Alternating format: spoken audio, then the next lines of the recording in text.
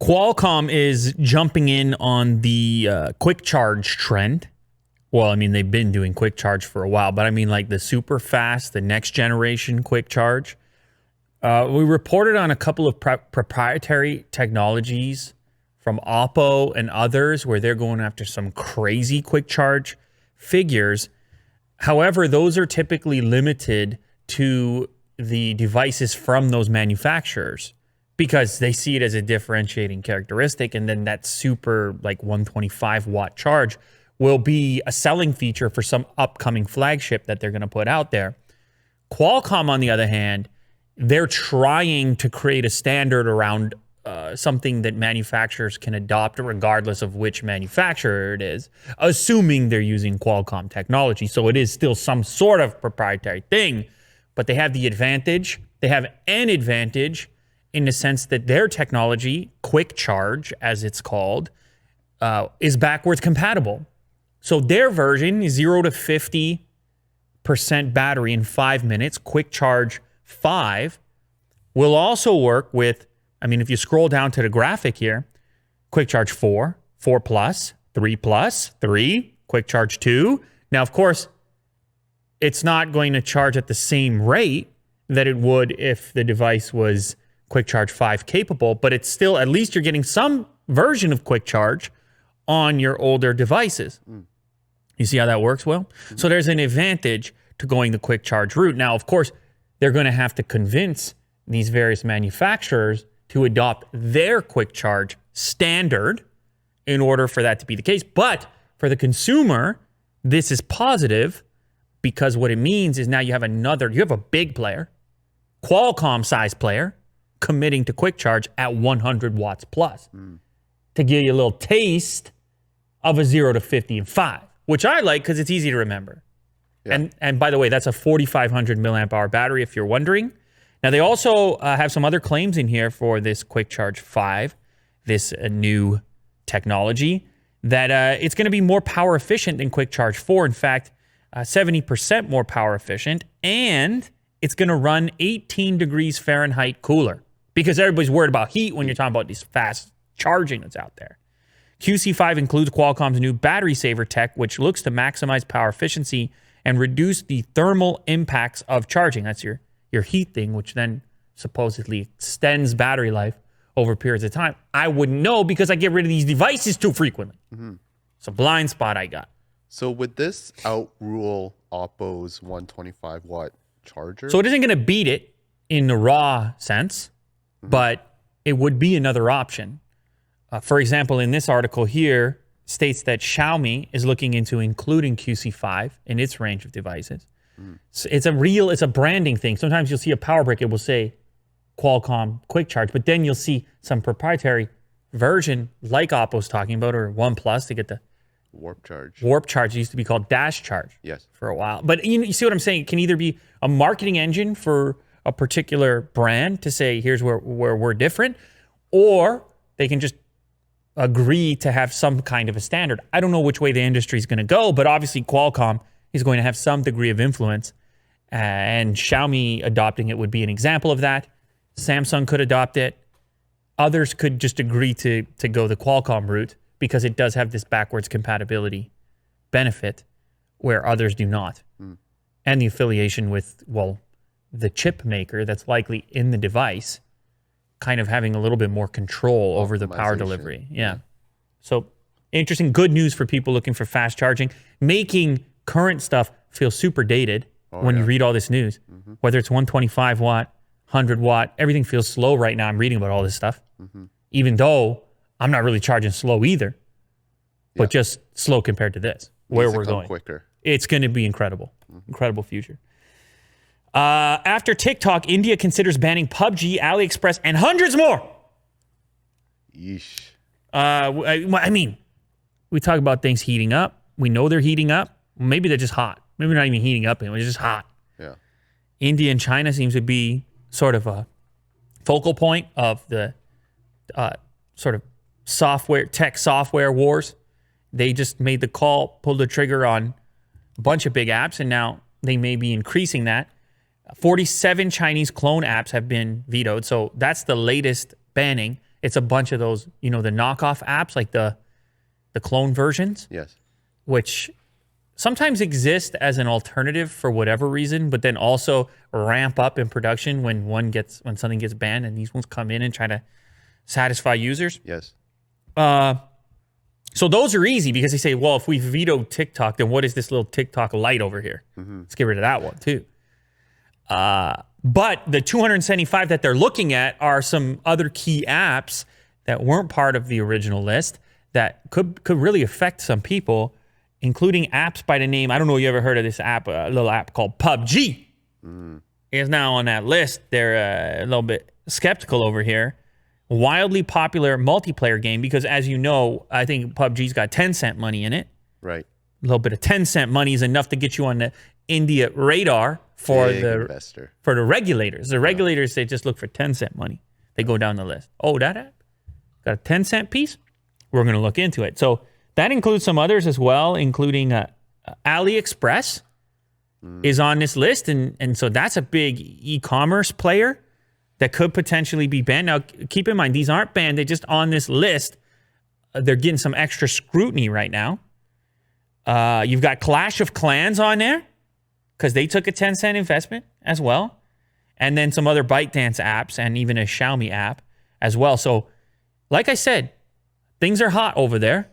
And this landscape could change rapidly, quickly, and the impacts could be massive. Now, I know it seems like you're just saying, well, it's just a game. It's PUBG. Who cares?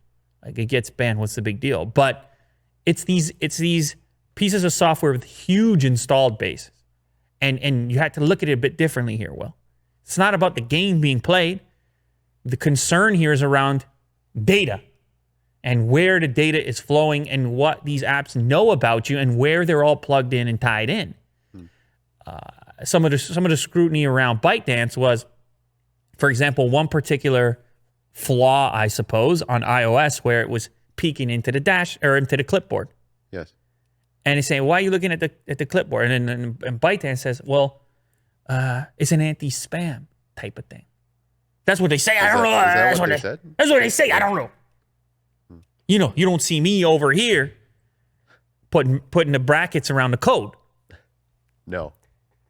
Maybe one day you peek over here. Maybe one day, yeah. You never know. But for me now, it's mostly the news. It's my code. It's where I spend the time, which is fine. That's for somebody as well. Yeah. However, the implications here are massive from that standpoint, not just from the standpoint of what the app actually does, but what the app is doing in the background. So it really doesn't matter if it's PUBG or if it's TikTok. It's these massive install bases that are capable of transmitting tremendous amounts of user data, which is still on paper the reason for all this, even though you may perceive some political component. But that would be up to you, Willie D. That would be up to you. Mysterious white next-gen Xbox controller appears online. I like this story. It's an old-fashioned leak once again. You know I'm down for a classic-style old-fashioned leak. Yeah. This showed up on Reddit as a post from a user who claims to have been at a party hosted by an individual whose father is a Microsoft employee. And the controller's just sitting there? Yeah, it's just ready. Yeah. It was ready to be leaked.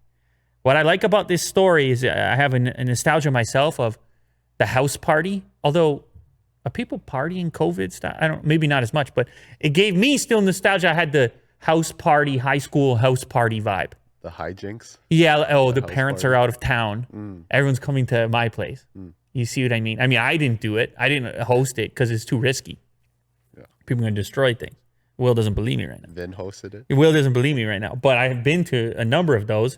And this would have been really cool. Imagine you went to a house party. Parents are out of town. Dad works for Microsoft. And you see this baby sitting around. Yoink. And apparently, this thing wasn't even just on its own, but it was paired to what might be the next-gen console, which was also sitting there. Now, it wasn't photographed, but according to the poster on Reddit, who, by the way, has now deleted this post, as you would, you get the call from the friend. He said, first of all, my dad's about to get fired from Microsoft. Second of all, there wasn't supposed to be a party at this house in the first place. Oh, man. Double trouble. Double the trouble. It's double the trouble like a family movie It could be like a title to a family. What was that movie where they switch places and the parents and the kid becomes the parent? Lindsay Twisted. Lohan? Yeah. Oh, jeez, I forgot. I don't know. It doesn't matter, Will. You're already looking for it. You're searching faster for this topic than you would for a typical tech topic. I gotta get to the bottom of this. Freaky Friday. There you go. And then of course they did the spoof of it with the hip hop video with Lil Dick. Did he do a spoof of it? I think with Chris Brown. And Oh yeah. Oh. anyway, it doesn't matter. It doesn't matter what are we talking about here. Let's get back on track. Will, you're taking us off track. I'm blaming you for that, even though it was completely my fault. It looks like the controller's on. It looks like, yeah, so see, there's another one. It looks like the controller's on. It obviously looks a lot like the previous generation, but if you look closely, you'll notice the D-pad is quite a bit different. This was posted by Reddit user Wolfie Wizardo, which if I was ever going to leak a controller, I might set up a username like that on Reddit. He snapped the photo at a party in Washington, which, again, that's where Microsoft is based. It was hosted by the child of a Microsoft employee. Before the account deletion, the account had been commenting and posting about topics in Seattle, Washington for months. It has a new D-pad on there alongside a new share button that Microsoft is said to be shipping on next-generation consoles. Apparently, this user also spotted something. They claimed the associated console was white and looked more squarish, and the Xbox button looked bigger on it. So this has the internet sleuths all fired right up, as they would be, that if it looked more squarish and less tall, maybe this was the rumored budget Xbox Series X or whatever it would be called. It could be shrunken down a little bit, a little more low-key version, come in white. We don't know. Obviously, there are many questions that remain, but it's got people thinking about what that might be. Yeah, look, see, you've seen that image as well. Fan-made. That's a fan-made, supposedly, Xbox Series S concept. Although this guy on Reddit says it had a big Xbox logo or a big Xbox power button on it. That has a tiny one. But yeah, maybe this artist is pretty close to the budget model. Save a little space. That's a great image you got there, Willie. Now, that's the type of Googling that the fans want right there. The fans want two things. That type of speed and your microphone volume. That's all they want. Yeah, that's all they want, fans. Anyway, we're getting closer to these next-gen consoles, that's for sure. Halo Infinite developer 343 Industries responds to graphics criticisms. Now, here's what's weird, okay? We were watching the clip, and I must have been caught up. I guess I should apologize here. I must have been caught up. Yes. Oh, you're agreeing with the fans on that. You're agreeing I do. Were you caught up as well? I was. I mean, it's the next Halo. You know, you have to be excited for it. Well, we were being too nice. Did you know that? Yeah. You're not... I noticed that. I noticed that too. I actually watched a video of a analysis of it, and it's true. They say that a lot of it has to do with lighting. The lighting is really flat, and that's why it looks really last gen. But it's a great analysis video. I'll try to look for it right now. It's from Digital Foundry on YouTube. Yeah. So we were being too nice. You know, sometimes you and I were sitting here, we're reminiscing, and we're looking at it from the optimistic point of view. And sometimes people say, hey, look a little more closely and see what you can find. And so that's why we're back here right now, because I'm coming full circle on it. Yes. Absolutely. You and I were just pumped because it's just another Halo. It's next gen. And we were sort of reliving our Halo childhood a little bit. And so maybe that blinded, I know it blinded me a little bit to really running a full-scale analysis on the next gen-ness of this clip. It's not that next gen at all. There's nothing really next gen about it. I was happy to be streaming it in 4K 60 because you just rarely see that on YouTube. And the thing looked pretty smooth and felt pretty responsive in the trailer. But no, it didn't seem like a giant leap forward in graphics at all. Right. And that really wasn't what I was commenting on. I think it was more just, wow, we're back in doing Halo again. Mm-hmm. And that's where my mind was. But yeah, as far as a graphics analysis, not that impressive. And one of the developers was actually being interviewed, and they're still claiming, hey, this is early, whether you want to believe it or not. And some of the criticisms that were lodged were around the characters, the enemies, that they looked like they were completely last gen and just ripped. And look, I don't know how much work can still be done on this. You don't know how rushed it is to make the deadline for the promo video. You don't know what can be fixed before the game actually comes out. I mean, some people probably do. But it's also totally possible that it's just a cash grab and they say, look, Halo's back, and they don't, I'm not saying that either, for the record. Yeah. But I guess people want to see it covered from both sides, and I guess you're right. If you're talking about wanting a giant leap forward, this ain't it. And to complete the thing here, I would say that giant leap thing hasn't happened in a long time. Games right now still pretty much look like games from a while ago. Yeah. We haven't just gone to that next level of whoa, like we did when you went to, the PlayStation 2 or the original Xbox, for that matter. When you first saw Halo coming from where you came from. Yes. Open world. I'm talking original Halo. Yes.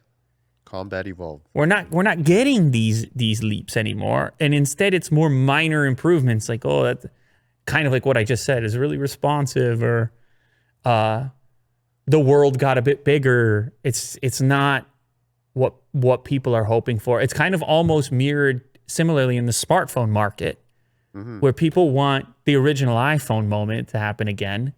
And it's just like, no, we sort of figured out smartphones and we're kind of locked into it now. Yeah. Video games are a little bit there, though. I don't know. I watch trailers and I'm in the optimistic mindset. And I'm like, yeah, they did some work there. I did the same thing with the Cyberpunk 2077 clips. Now, granted, they had more ray tracing stuff going on. And that's what that gives it a next-gen-ness. Yes. So ray tracing is sort of the next-gen tech that all the people are wanting, because it involves real-time shadows, real-time texture, and it just looks better. So hopefully we can get that. Hopefully it can be applied to Halo, because I heard this one was for this current gen, and then they had to make it for the next gen. I know, and that's where I'm curious, what can you really do at this point now with the time deadline? How much reworking can you do as a developer, and how much are you locked into what you already had? I don't know. Yeah. But yeah, I don't know. We're just Halo fanboys, and you just, for sure. That's what we're being called out there in the public. I think we were trying to see the bright side of it a little bit, and I think I'm just also excited about the fact that we're going to finally up the resolution and frame rate across a wide variety of titles. Yeah. Like, that just, to me, that's cool, or that's good. For sure. Anyway, speaking of technological advancements, did you know that ROG Phone 3 that we recently unboxed has a secret 160 hertz mode? So the flagship characteristic, the big time spec on this device, is the refresh on the screen coming in at 144. They hope to sell a lot of phones to gamers at 144, even though you can't play that many games at 144. I have found a handful of games that you can unlock the frame rate and get there. But this takes it a step further. Apparently, with a simple command in ADB, you can unlock the option in your settings to go beyond 144 all the way up to 160. And if you play one of those titles that does have an unlocked or uncapped frame rate, you can actually run it at 160 as well, which is just insane for a phone. Yeah. It's absolutely insane. And I think, I'm just speculating here, I'm guessing the reason it's not enabled by default or advertised is it must just wreak havoc on the battery. And it must just heat up like crazy. I don't know. But there must be a reason, because you would think if you could claim to have the fastest display, because there are others at 144 now, that you would do it if your display was capable of 160. And in fact, they tested, XDA ran the tests to make sure they could actually get games running at that rate, and that the display is actually displaying it. Did their phone blow up? Absolutely. They're not here anymore. It's one of those viral Instagram discovery page clips where the phone explodes and everyone jumps, oh my God. Yeah. So anyway, if you're serious about mobile gaming, go in and run the ADB command at your own risk. Huawei cuts India revenue target by up to 50%, laying off staff. This is a report from the Economic Times, though it appears that Huawei disputes it based on their comment. Their India unit said the report suggesting layoffs is untrue, but did not elaborate. So you believe what you want to believe, but the report states that Chinese telecom company Huawei Technologies has cut its India revenue target for 2020 by up to 50% and is laying off more than half of its staff in the country. And this comes amid calls to boycott Chinese goods, which we've talked about a number of times here on the show. The newspaper said that the company was targeting 350 to 500 million in revenue for 2020, compared with the 7 to 800 million it was aiming for earlier in Asia's third largest economy. That, of course, is India. Well, I mean, look, this would make sense if you are going to slash your targets by a substantial margin, let's say half, well, then you're going to probably aim to do the same with your expenditure. I mean, that's just business, Will. It's just 101. Easy stuff. All this money flowing out, you're not getting it back. Whether or not it's to be believed, it's obviously not the most positive press if you still intend on competing in that market, participating in that market. You're not going to want people to think you're on your way out. Mm-hmm. And so it's a really interesting spot that Huawei's in, similar to the UK situation where they're on the way out from the networks, via the government action. And then at the same time, they open 3 giant retail flagship venues. Right. So it's like this kind of push and pull situation where you're in, but you're out, but you're in, and it all depends on perception. But you can imagine if you owned one of these devices in that market, any of these markets, you don't want to know, first of all, that they're on the way out from a service perspective or a warranty perspective. And then if you're about to approach getting one, same thing. You want to know they're in it for the long haul and that nothing's going to get in the way of that. Well, it's hard to do business under this microscope, the microscope they're under, at the reduced capacity without people taking note and becoming skeptical and potentially apprehensive about interacting with your brand. But anyway, that's the report. 50% is not, that's a big number, Will. Big number. Yeah, their future in India is, if that's the case, in a 1-year time, that's jeopardy. Can you give me the definition of jeopardy real quick? Define jeopardy. Remember I watched a movie once, Double Jeopardy. With Ashley Judd. Yeah, exactly. Yeah. You can't be caught for the same crime or twice or I don't know. Double Jeopardy. I don't know if it works that way. Well, of course you got to write define. You're going to get the game show. It's a popular game show. Shout out Alex Trebek, who is continuing to exceed expectations with the cancer diagnosis. Yeah, he's crushing it. So side note. Well. Jeopardy, danger, loss, harm, failure. Michael's job was not in jeopardy. Well, yeah. Huawei's position in India, jeopardy. Speaking of China's relationship with the world, and specifically U.S.-China relations, of course, we talked about the closure of the consulate in Houston.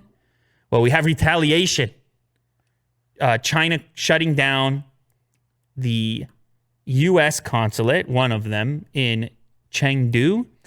And what's interesting about this particular closure is that they had a giant crowd watching. Imagine. Yo, Will, you want to head down and watch they're closing a consulate over there. Bring some popcorn. I don't know what you're going to see, but I guess it's historic in a way. Apparently there were 1,000 people out there, thousands of people gathered outside the U.S. consulate in Chengdu on Saturday as workers inside packed up and prepared to leave on the orders of Beijing. You had a police and security presence. They're removing boxes and files as you would do if you were ordered to close. People young and old gathered around to witness the retaliation, some patriotic, shouting pro-China sentiment. Others a little more concerned about the escalation and the potential for conflict between the two nations, or just the lack of getting along, which is probably not great for both parties. At some level, at some point, I think most can agree that that's the way conflict can go. I think that it probably doesn't have to go all the way there, and things can get figured out. In the meantime, we're just going to close consulates back and forth. Yeah. I mean, it's...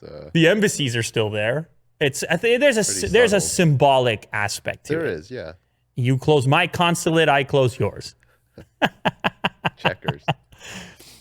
An Instagram bug showed a camera on indicator for iOS 14 devices, even when users weren't taking photos. Okay, so this one's interesting because recently you had the controversy around the webcam on MacBooks, and Apple came out and said, don't you dare cover your MacBook because it was shattering people's screens. But then people said, I don't trust your tech that is not actually looking at me. And then Apple said, hey, if that light ain't on, it ain't working. The light is everything. And then now you have this Instagram bug where the light is on, and Instagram says, no, nothing was ever captured.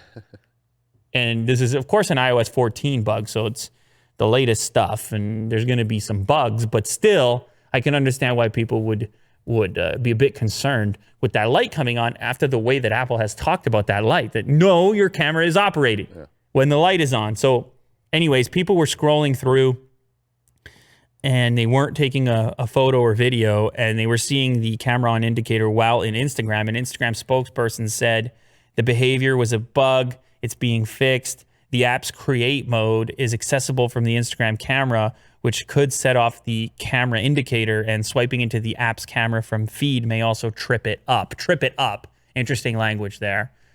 Seemingly indicating that it's a small little malfunction. Now, Instagram, of course, owned by Facebook. Facebook constantly being scrutinized for its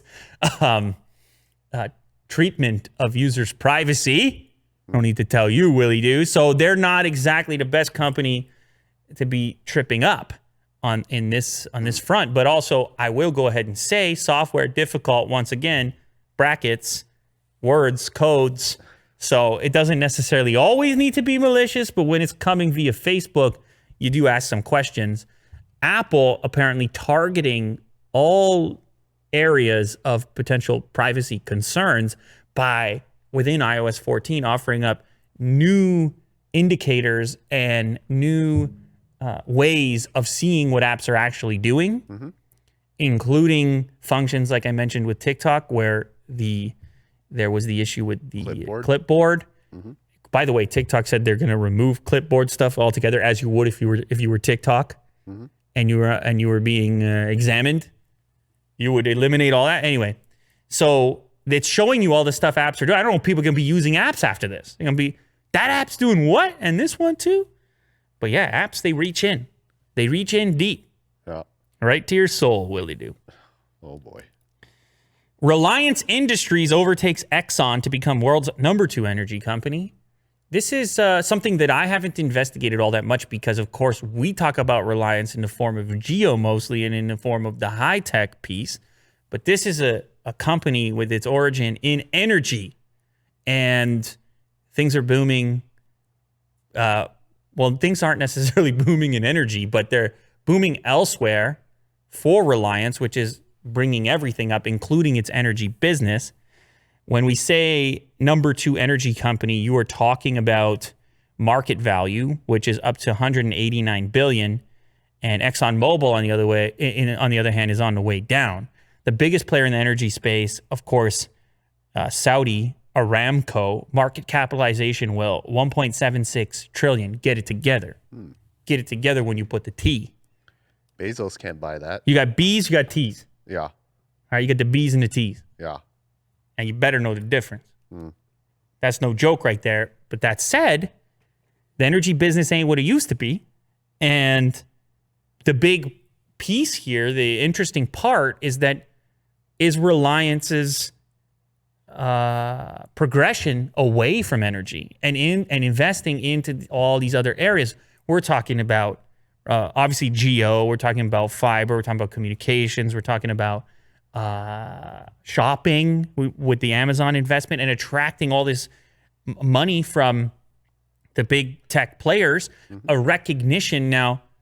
Ambani actually inherited the energy business from his father. Oh. So he had this thing already, and then it's mostly, I guess, been his agenda, his advisors, whoever else, to move into these other segments, to diversify and look to growth elsewhere when maybe the energy thing cools off. The way the world is right now, people, well, right? If the planet is vibrating less, remember that previous story? Because people aren't moving around as much. Yeah. Look at air travel. I mean, it's really all over the place. The reasons why consumption of traditional energy is down. Well, you diversify, you get into the tech, and you create. You become more robust, don't you? And tech is scalable for the most part. Yeah, it's that new thing. And actually, to be fair, even some of those Saudi companies and investors diversified and look to make investments in tech companies and things like this, things of this nature. You don't want to have all your eggs in one basket, Will. No. What a saying, by the way. As if people are splitting their eggs on the way home from the store. Nah, I understand it's not meant to be taken literally. But we need another one. Not just the eggs in the basket. Okay. Because my eggs are normally in one basket.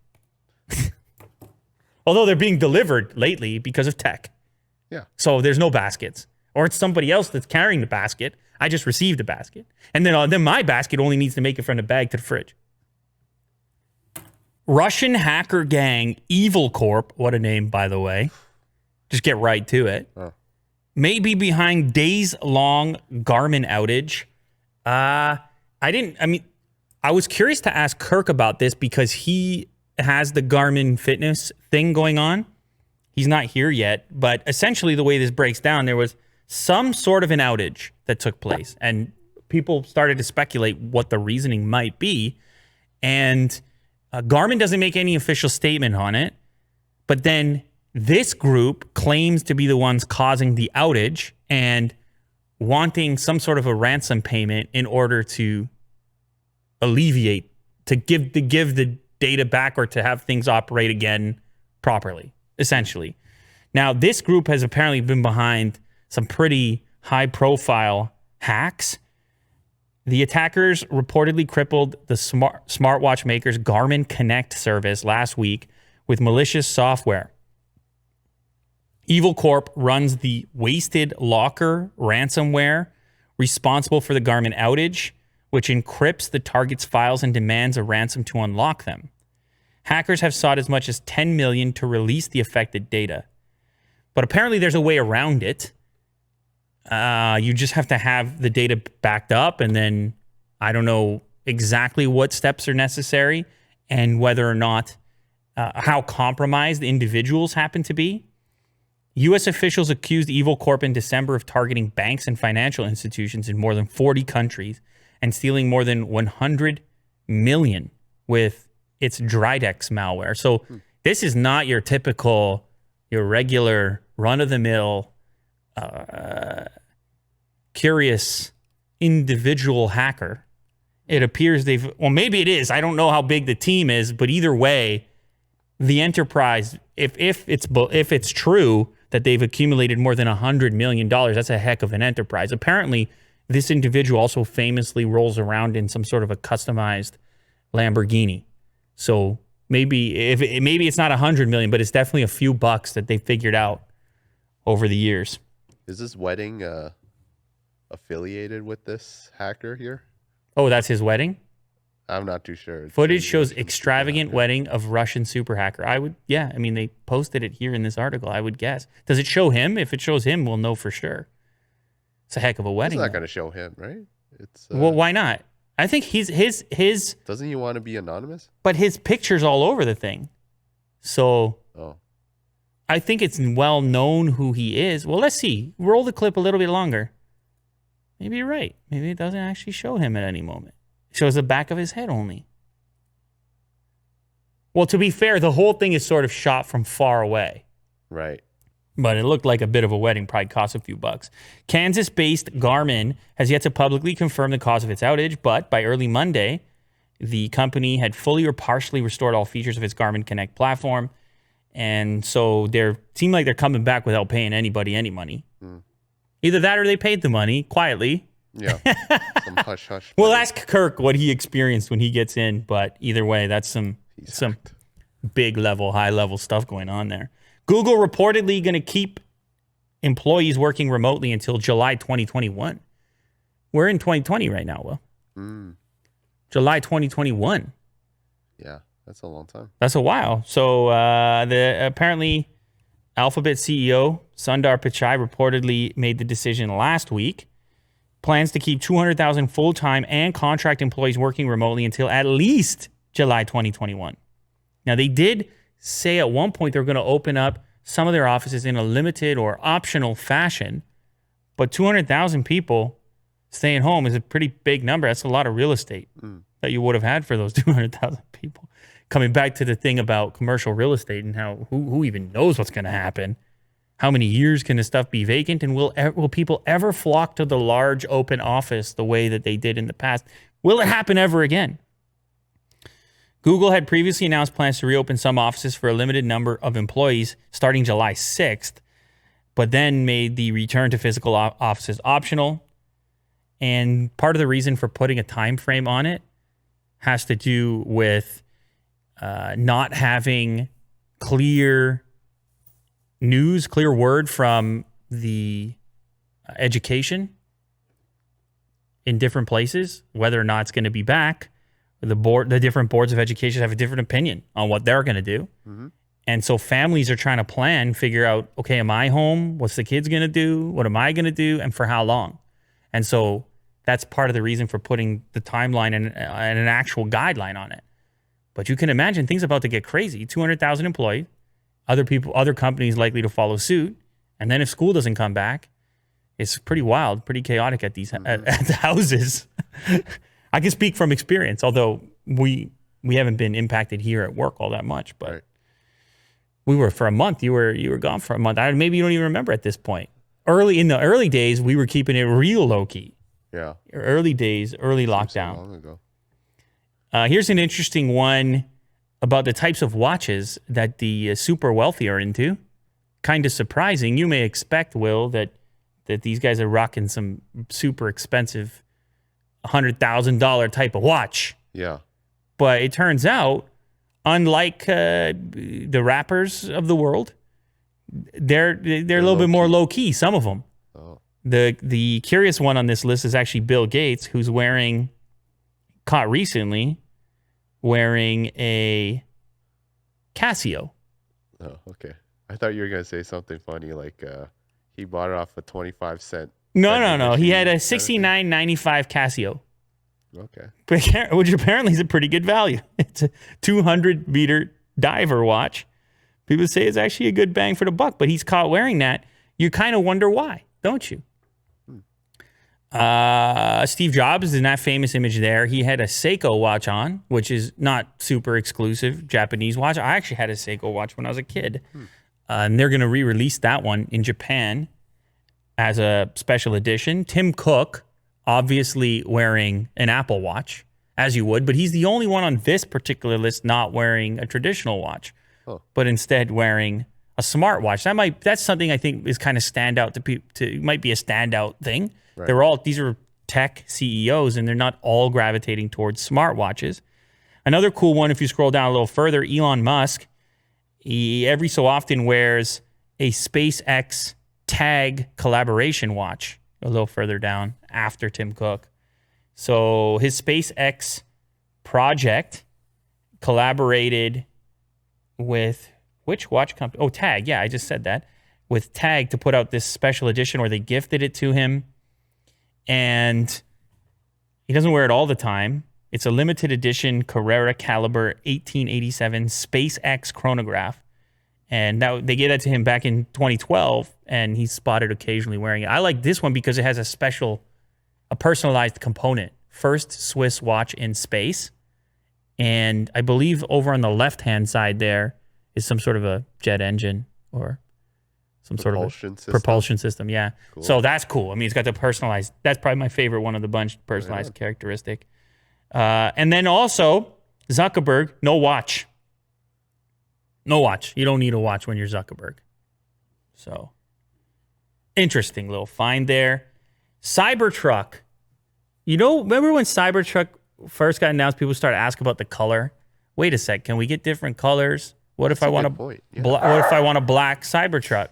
What if I want a pink Cybertruck? Many people asked about a white Cybertruck. Well, Elon said, look, we're not going to be able to paint the thing, or we're not going to paint the thing.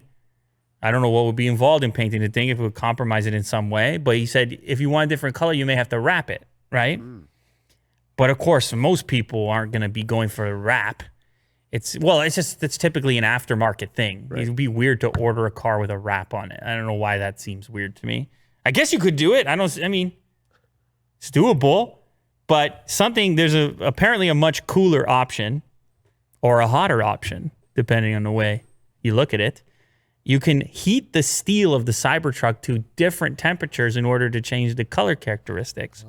Is that called anodizing? No, that's different. Oh. That's some sort of a bond.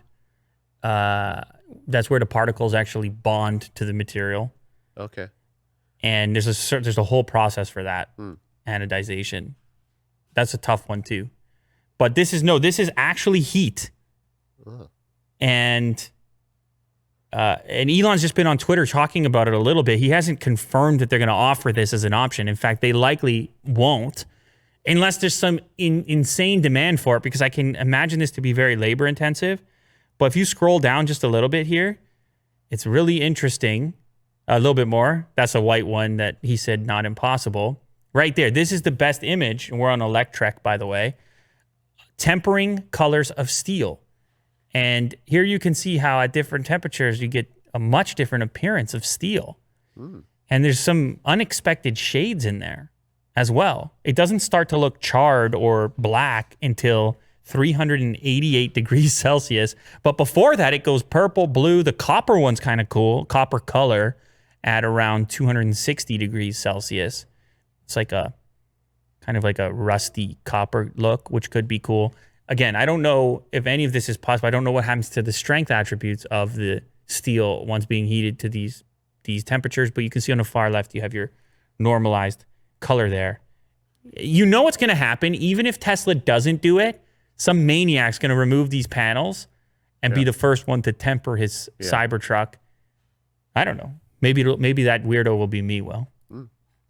Speaking of vehicles, we've been talking a lot about the new Ford Bronco. It's gathered a bunch of attention, as you're well aware. This is a hot segment of the market. We have an image that emerged recently of the Bronco, the new Bronco, probably like a test model of the Bronco parked next to a Jeep, which this appears to be, this is shaping up to be the battle of the off-road vehicles. And I was curious what your thoughts were here, Will. You see them parked beside each other. It's obvious they target one another. They're competing with one another. The Jeep has the classic look, which really hasn't changed much over the years. Now you have the Bronco coming into the equation. And those are four-door models, by the way. They're up against a two-door model of the Jeep. And you scroll down, you get another image there as well. I'm curious, how do you stack these? I think obviously the Bronco looks a little more futuristic. The Jeep looks a little more rugged. Where are your taste buds on this, Will? You know, I've always been a fan of the classy look of the Jeep. But the new Bronco, man, there's something with the front of it. It just looks cool. It's doing something to you. It's doing something to you. Especially with the black. Okay. Did you just pick the Bronco? Yeah, I would take it over the Jeep. Oh, wow. Yeah. Well, at least you get to be in the fresh, you get to hop into the completely fresh thing. There's something to be said for that. If you head out and buy a Jeep right now, it is what it has been for a little while. Right. And so it feels a little less fresh in that sense, but that's kind of the point of the Jeep as well. So it is a tough choice. I think the Jeep still looks a little more off-roady for whatever reason. It could just be the way it is in my mind. It could be the way the front bumper is or the fenders, but that thing looks very off-roady. Yes. But definitely less futuristic in my mind. Hey, our little pal Spot got a job. Spot got a job. Right on. I mean, Spot's got many jobs, but Spot specifically got a job from Ford. Speaking of Ford, they're going to use 2 Spot robots to map out its manufacturing facility, which these are enormous facilities. And I know a lot of people were asking, what's the application for these things? Well, you can hook them up with a ton of sensors and cameras and a bunch of other stuff to map physical space. And this is important because when you have a giant facility like Ford would have here, it goes through changes over the time period which it's being utilized. Things get moved around, different machinery, storage, things change. And how do you get an accurate map if you want to do a redesign or you need to add a new model or new parts or whatever? You need an accurate map. So apparently that's what they're going to be using these Spot robots for, particularly in their transmission manufacturing plant. These plants, Ford explains, have undergone any number of changes since their original construction. It's difficult to know if the plans that they have match up with the reality of the plants that exist today. So the original plans have been modified. The Spot robots, with their laser scanning and imaging capabilities, will be able to produce highly detailed and accurate maps that Ford engineers can then use to modernize and retool the facility. They move around for 2 hours at a time, 3 miles per hour continuously, 5 cameras, laser scanners, and then they can synthesize all that information into an overall picture. Some are asking, can a human do this? Well, maybe, but Spot might do a better job also. Spot might be kind of cool to have around. I don't know. A couple Spots running around the facility. You're showing a video right now of some of the capabilities. I mean, it's kind of amazing, really. Yeah. They called him Fluffy, though. Oh, they named Spot Fluffy? Yeah. That's rude. Spot does not approve of that. I asked Spot about that just the other day. Speaking of robots, Facebook has a new robot as well. It's a fiber wrapping robot. And this is, speaking of things robots can do that humans cannot, this is another really robot-specific type of task, I suppose, is what I would say. A robot would excel at a task like this. And this task I'm talking about is bringing fiber to communities that don't have high-speed connections and where the cost of doing so might not make any sense through the typical traditional methods, like digging giant trenches and running fiber that way. Facebook was, I didn't even know Facebook was into robots. I didn't even know Facebook was doing this kind of stuff. But it seems like with every mega tech company, they got to have a robotics piece, an autonomous driving, a space piece, content, Diversify. Physical products, VR. Like, it's crazy, man. They got to have everything. Anyways, there's a video, Will, and I think you're really going to get turned on by this as much as I did. They had to first figure out what they were going to do with the cable. They had to get it a bit lighter, shrink it a little bit from what you would normally lay in the ground. And they had to create a robot that could actively use the pre-existing power lines. Because in these remote places, if they're going to have any line going there, it's likely to be a power line. Right. And so there's an example of a map in here. I believe it's Uganda. It is. And this map shows where internet goes, and then it shows where power goes. And it's like, oh, man, we got this infrastructure in place. We've already got these poles and power lines going above ground. Is there a way we can do this more, bring the internet more cheaply by utilizing what's already there instead of digging? And that's where this robot comes in. You develop a robot whose entire purpose is to travel on its own across power lines, wrapping a fiber cable around the power line. And if you scroll down to the video, you can see it in action. And it's really amazing to think, wow, yes, of course. For a human to do this, they would have to be going up and down across the line in some sort of a lift over long distances. This little guy, this little robot, can carry the cable, wrap the cable, on its own without without a human having to hold his hand. Look at this. See, look at the backside.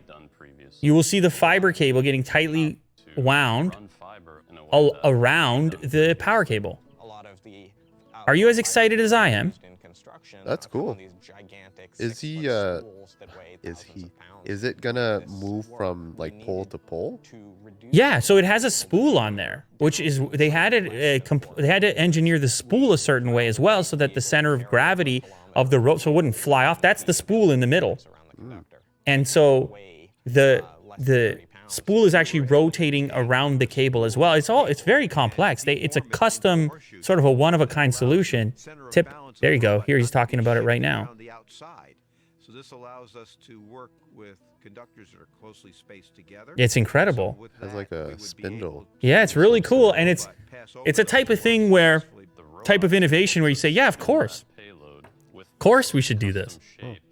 That's now you're bringing internet to these remote locations. I know Elon wants to do it with the satellites, which obviously that would be great too, but that's sort of more in the future, I suppose.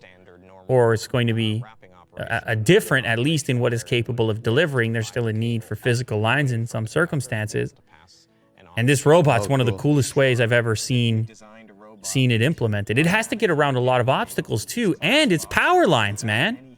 And so you can see the tolerances. It's pretty incredible. Anyways, yes, robotics continue to advance.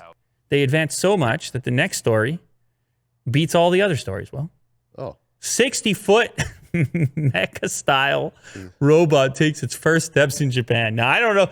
As far as usefulness is concerned, I don't believe this particular robot can compete with Spot or the Facebook Fiber robot. No. Very useful. But in terms of impact, this beats the both of them. You don't realize 60 feet. You know what? I saw this picture, Will, and I immediately started thinking about how big the structure is around the robot. Yeah. Look at the building around the robot to build the robot. Yeah. It's incredible. Engineers in Japan have been hard at work building a gigantic 60-foot humanoid robot modeled after those in Gundam sci-fi franchise. Now, you're a Gundam guy as well, or no? I'm a Gundam guy. You're a Gundam guy. Yeah. So what can you tell me? What kind of insight can you give me why you would want to do this? Well, this seems like one of the original models for Gundam. And they've already had models that are inanimate in Japan. So they're just statues. Okay. And they would light up, and then some form of maybe their vents kind of, open up or something. Right. But it doesn't walk around like this one. No.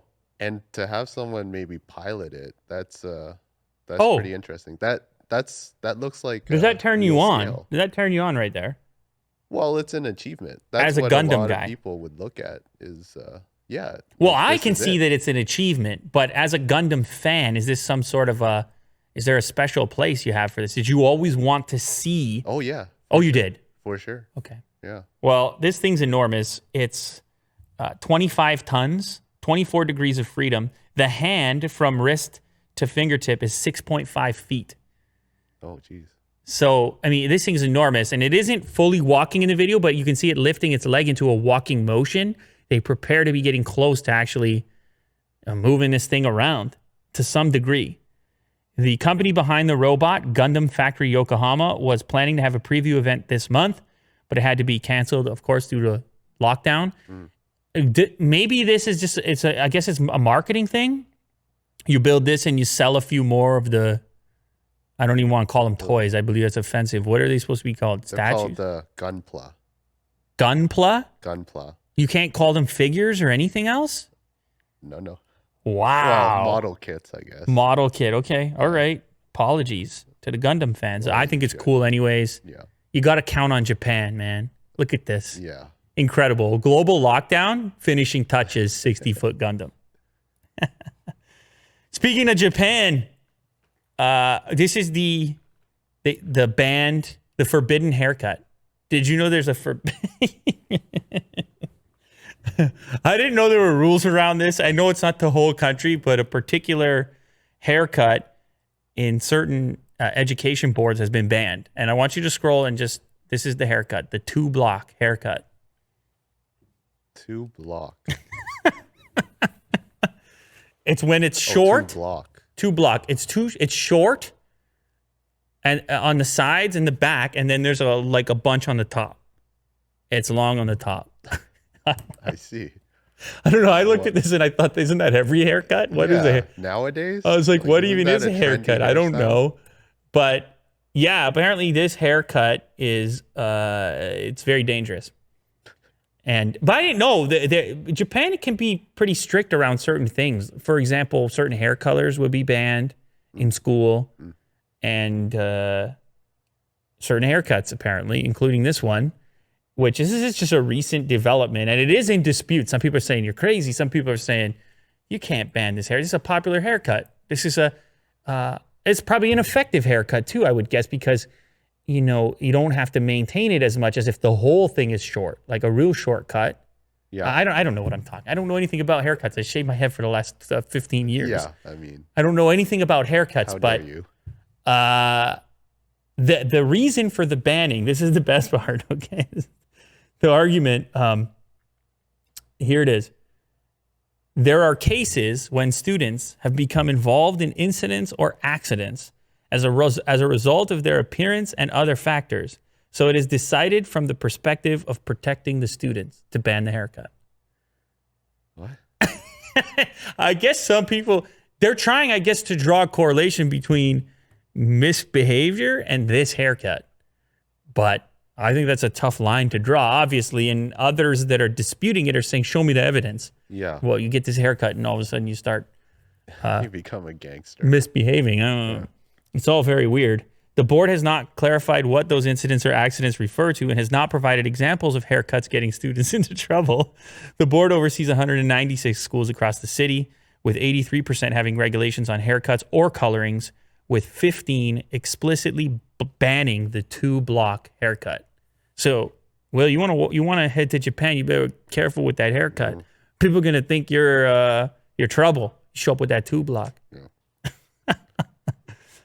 McDonald's says no mask, no hamburger. What a headline. There's an update right at the top of this article that says McDonald's said it doesn't want to turn away anyone seeking a burger, which No, we want your money. Don't do that. which seems pretty obvious to me that if you were McDonald's, you wouldn't want to turn away someone seeking a burger. I think they just want to soften headlines like this, and I highly doubt if they put out a press release, they'd ever be quoted with as stating it in that fashion. I believe it's probably like a lot of other places where they're encouraging it or providing masks for people that show up looking for a burger. But a lot of this has little to do with McDonald's and more to do with whatever the regulation is in the particular place in which that McDonald's happens to be.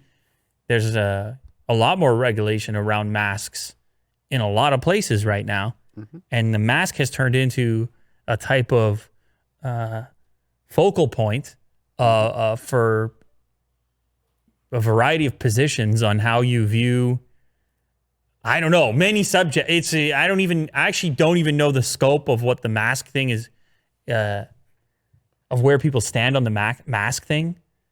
Some people hate it. Some people love it. Some people are totally on board. Some people are not on board at all. There's a variety of mask positions. Very much so. However, around here, it's pretty much mask everywhere. Though I see a lot of the mask below the nose. Like the mask, but it's down. Like it's not working as a mask. Yeah. So People can't breathe, apparently. So it's like a symbol mask. I got the mask, but I'm not really wearing the mask. So there's actually many options with the mask. There's the no mask. There's the I've got a mask in the car, I'll go get it. Mm-hmm. There's the mask is on my face. On your forehead. But barely. Below your under the nose or under the chin. Then there's the mask. I'm wearing a mask even when I'm driving my car by myself. Full protection.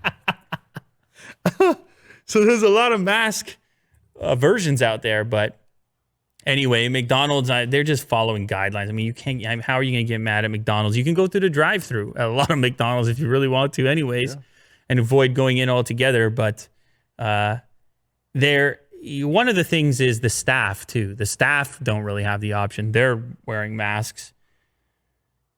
82% of our restaurants are in states or localities that require facial coverings for both crew and customers today. So that's a quote from them as well. So in many cases, it doesn't even have to do with McDonald's. It's just, that's what the government's doing.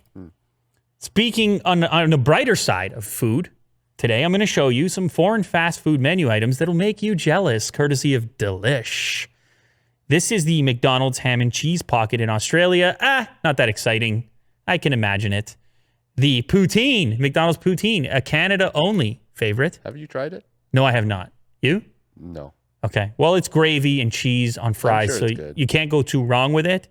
Maybe we'll pick one up after this. Pizza Hut Paneer Soya Supreme, India. I got a whole crash course on paneer when I visited India. Type of cheese, popular in many fast food chains, so you're going to get a special edition Pizza Hut to go with that ingredient. This one is wild. The Burger King Kuro Ninja Burger, Japan. It's meant to look like a ninja sticking his tongue out at you, Will. This thing is nuts. Jeez. You have single beef patty, hash brown, garlic, soy sauce, onion, and lettuce, and a massive slice of thick bacon sticking out of the bun made to resemble a ninja sticking out its tongue. Okay, that one's probably going to win the weird zone. Taco Bell Chocadilla, South America. That is just chocolate chips melted in a tortilla. That's a dessert item right there. Sweet potato fries at McDonald's in the Netherlands, which just makes a lot of sense. That's pretty straightforward and obvious, but never popularized elsewhere. McDonald's crispy chicken scrambled egg sandwich in Malaysia. Burger King warm waffle, Switzerland. This is another Canadian one. We're crazy. We're freaks here. The Taco Bell beefy cheddar Cheetos Crunchwrap slider. Sounds delicious. This puts your typical Crunchwrap on blast by adding cheddar jalapeno Cheetos crunchy. Looks great. That's a pretty wild one. Burger King Chicken Nugget Burger, which is a United Kingdom item I don't really get, because why don't you just put the chicken patty? It's going to be a lot less of a headache. McDonald's Big Brekkie Burger, Australia, is wild. That baby's got beef patty, hash brown, freshly cracked egg, cheese, bacon, and barbecue sauce. That's a heavy morning, right? Maybe you had a lot to drink the night before. Yeah. And you get the hangover. You're looking for a cure to the hangover. You need some serious calories. Taco Bell barbecue pork quesadilla in the United Kingdom. McDonald's Georgie pies in New Zealand, which is some sort of a beef pie. Ooh. And the Burger King taro pie in Malaysia, which is like a dessert pie. Right. Apple pie. Many items. You got to respect. I mean, McDonald's, they go in there and they try to meet the criteria of the local fan base over there. Yeah. Make it traditional. Which one of that entire list would you go for? I would go for this one. And it's in Canada, so Willie Deuce picking the Taco Bell beefy cheddar Cheetos Crunchwrap slider. Hot, super delicious jalapeno Cheetos inside of his Crunchwrap. Joe Rogan is leaving Los Angeles. This clip was flying around my suggested. Joe Rogan, I've been on his podcast a couple of times. Of course, he signed a Spotify deal recently. And, I mean, if he moves out of LA, it's big news for a lot of people. That said, he's been talking about it for a while. It's not really news to me. He's kind of been insinuating that he may be moving out of LA in various ways. Yeah. Talking about the typical stuff, the traffic and the congestion.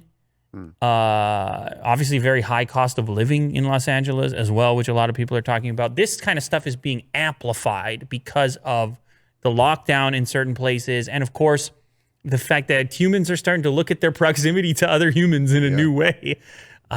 Urban environments are totally reimagined in an environment with social distancing and God knows whatever else we're talking about. It's just different. Mm-hmm.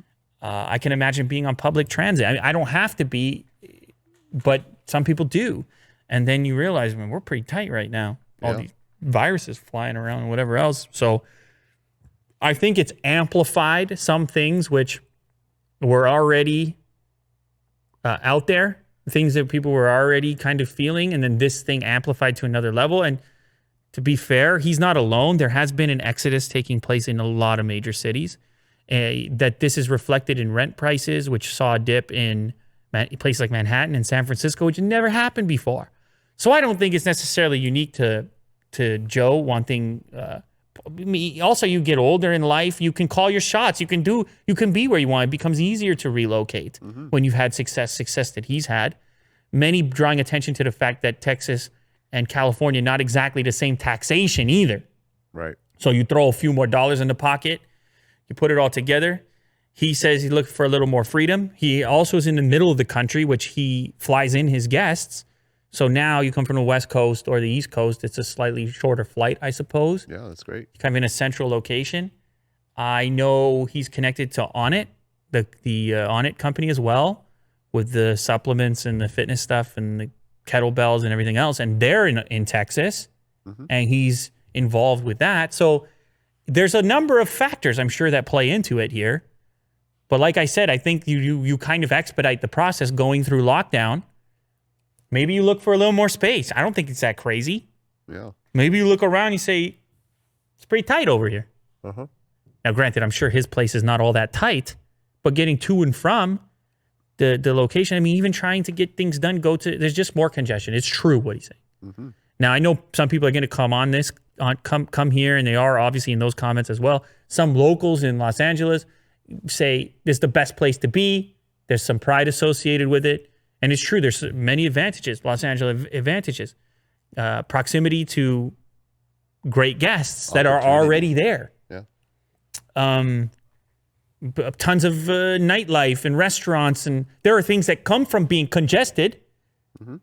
Generally, it's good things. The weather and the beach. And Oh, yeah. he gives some of those things up. So it's not a clear trade, but he did sign a massive Spotify deal, and the tax piece would be enough to make you look at it as well. Because you'd be sitting there saying, okay, 13% tax in California. I go cash this check in Texas. It's a different story. Right. So I know athletes consider that as well when they sign with a particular team. It was one of the reasons around the big three in Florida that one time, the basketball players, when you had Wade, LeBron, and Bosh. So it's not a crazy thing. I think most people would analyze and evaluate that. And now the key factor is going to be whether or not, like how the guest thing works out, if he can get people coming in there as frequently, and if it's as easy to arrange guests. But they may have had a kind of an experiment with that because of the pandemic. They may have, over the past few months, through having some people come on screen and work out various ways to do the show, it gives you a little exposure and experience with, okay, maybe we can do this thing a little bit more remote. Right. And fly people in every so often and all the rest of it. And his show's so big now, too, that if you're a potential guest, the opportunity is so massive. Go for a trip to Texas. Yeah. Think about it, no congestion. You get off the airplane, quick trip to the studio. Just in and out. It's not crazy. It's going to be worthwhile. So shout out to Joe. Congrats. Enjoy Texas. I'm a bit jealous. He's going to get a compound or something going on over there. There you go. Why not? The largest ever map of the universe bends the mind. You showed me this one, and you said this has got to be in the show, Lou, and I agree with you. What a beautiful image that is. Scientists have attempted to map the entire universe, which good luck with that. Where do you even start? Astronomers working on the Sloan Digital Sky Survey, a decades-long project. To map the universe, they released a new 3D map of the cosmos encompassing 11 billion years of the universe's history. How? If that doesn't cause you some type of pain or some type of, that doesn't fit inside. There's no room for all that. And there probably shouldn't be. 11 billion years? What? More than 100 scientists mapped the distances of over 2 million galaxies and quasars to create a map of the universe in relation to Earth. So Earth is at the center of this map, splaying out in three-dimensional, all directions, obviously. The light we see from other stars and galaxies takes a long, long time to arrive at Earth. In fact, one galaxy, for example, Andromeda, light from Andromeda would take 2.5 million years to reach us. 2.5 million, no big deal. No big deal, Will. You know, you start talking about the aliens from the previous with the spacecraft, Pentagon releasing details, and you pair it to the scope and scale of the universe, and it's all mind bending. Your mind is bent, permanently bent, trying to comprehend the scale, the vastness of it all. Anyway, this is really cool. I like the way it's colored here. There's a video that does an explanation of this particular 3D map as well. I think it would be cool back here as well. The graphic of it would be cool behind here. But it's I don't know. We probably have to license it or something. They spent 10 years building this. Now they just let us show it. Like, no problem. Maybe they do. I don't know. But it's actually complicated because objects in space are there's so many different distances they are, and it's hard to figure out exactly how far each one is. They had to measure patterns of light, which on these objects is reflected and distributed in different ways in order to attempt to predict distance based on behavior around light. Mm-hmm. The complexity of which is way beyond the scope of this show, obviously. Thank goodness these scientists have been working, astronomers have been working for decades in order to do it. But like, look at that. What is even going on? And the Earth is at the center of that. Yeah, we're around here somewhere. And then you have, somewhere on that Earth, you have a Taco Bell Crunch Wrap with Cheetos, jalapeno Cheetos in it. With my name on it. With your name on it. Oh, and then at the same time, you can hop on Twitter right now and bicker with somebody about which music artist is better than another or which politician you prefer. And then that. So just rest your eyes on that for a little while. Reconsider what's even going on.